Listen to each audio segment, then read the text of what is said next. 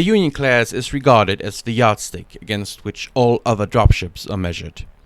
It is the archetypical dropship, well used in military and civilian roles.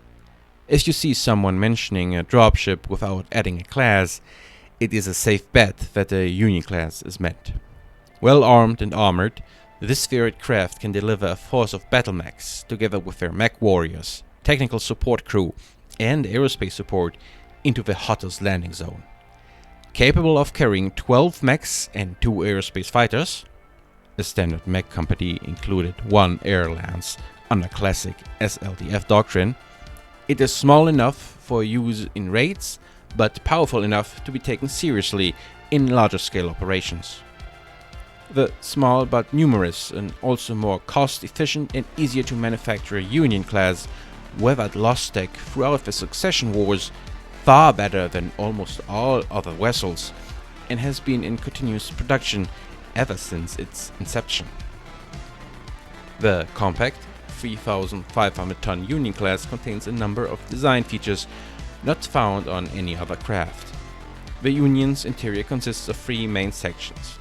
The lowermost section contains the dropship's V-250 interplanetary fusion drive, fuel tankage, weapon base, loading door, mech drop doors, and the ship's enormous landing gear.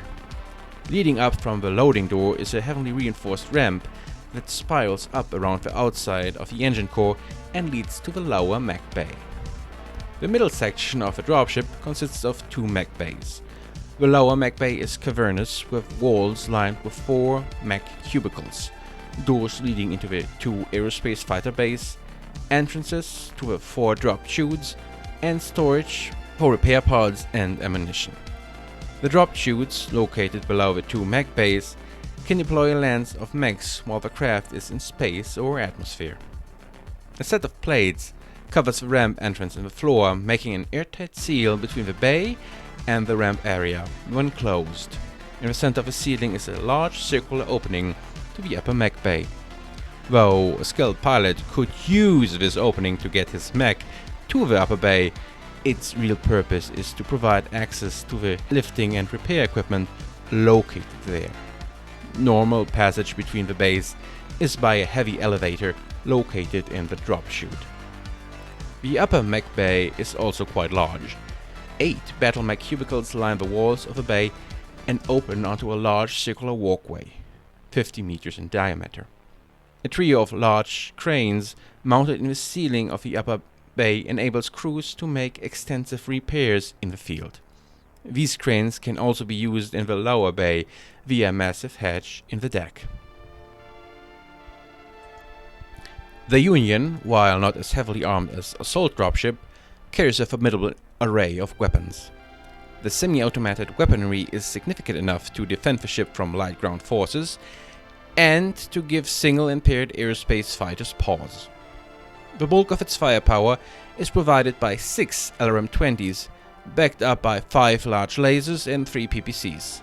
6 AC-5s and 12 medium lasers round the normal weapons loadout. The Union also features good armor protection, allowing it to deliver or retrieve its payload while under fire. The Union's flight control system and the crew decks occupy the ship's upper portions.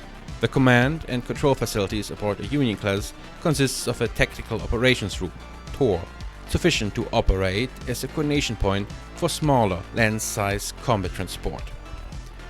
Likewise, it operates well in larger operations where it may conduct missions of a surprise, diversionary or raiding role. The original Unions, launched in 2708, were equipped with crew facilities that would be considered extravagant today. These facilities included a number of double occupancy quarters and roomy mess and recreation rooms. A series of hydraulic and electrical malfunctions on vessels produced after the commencement of the succession wars, however, led to a complete remodeling of the dropship's interior on most vessels. Though the wealthiest operators were able to restore completely the original layout, most ships were re-equipped with more Spartan accommodations. A single bunk room for both crew and MechWarriors, minimal lounge and mess hall, increased air circulation space, and strengthened containment bulkheads around the weapon base and ammunition storage. For some reason, the life support system added to these versions created a stale odor to the air inside the ship. Because it would have been expensive to refit the ship with new life support systems, this characteristic smell remains on many of them. The Overlord class dropship, designed and constructed by the same time and the same manufacturer as the Union, also shares these characteristics. Variants. Many variants of the Union class are in service today. Cargo hauler. Some are cargo haulers, with the mech cubicles removed to provide more than 1,500 tons of cargo space. A popular choice for merchants and traders due to the availability of the design and spare parts. Combined arms. A few others have been modified to act as combined arms transports, replacing the two Aerospace fighter bays with barracks for a company of infantry. This modification requires a drastic upgrade of the life support system, however, and is relatively rare. Fighter carrier, also colloquially known as Union CV. Unions have been known to be refitted into Aerospace fighter carriers, implicitly removing their mech cubicles. Command Union. A command version of a Union was mentioned that featured a sophisticated and well-equipped command center in a similar fashion to the Intruder or the command version of the Overlord. 3055 upgrade. In July 3055, Federated Boeing Interstellar launched a new refitted version of the Union that returned to Star League era facilities. The new version features improved facilities for passengers and crew. The crew deck has been completely remodeled and a return to double occupancy cabins for the majority of the crew and passengers, and a small number of luxurious single occupancy berths for senior officers.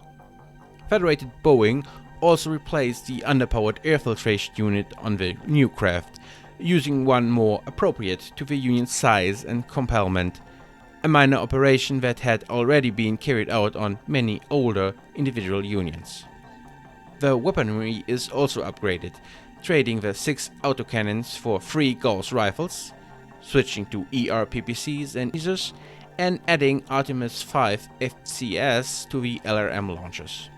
Cargo capacity is reduced to 72.5 tons, and the armor is also slightly reduced.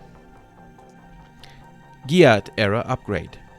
Introduced during the Giat and deployed by 3070, this version of the Union seems to be an evolution of a 3055 upgrade. The changes are quite minor, restoring armor to previous levels and exchanging the LRM launchers for MML-9 launchers with Artemis and AMS. Pocket Warship. A refit developed by the Word of Blake, the Pocket Warship variant of the Union attracted infamy for its shark appearance during the Giat. Based on the upgraded model, the medium lasers have been replaced by ER medium lasers, and the armor switched to 33 tons of ferroaluminium plating. Yet the design appears otherwise virtually identical.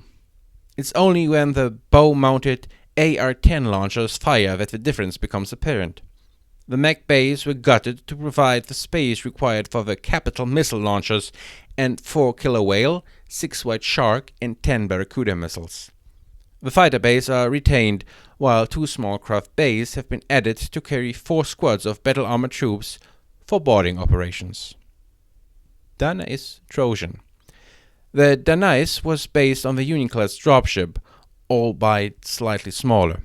It was originally designed as a civilian freighter that periphery nations were allowed to build to haul cargo during the Star League era.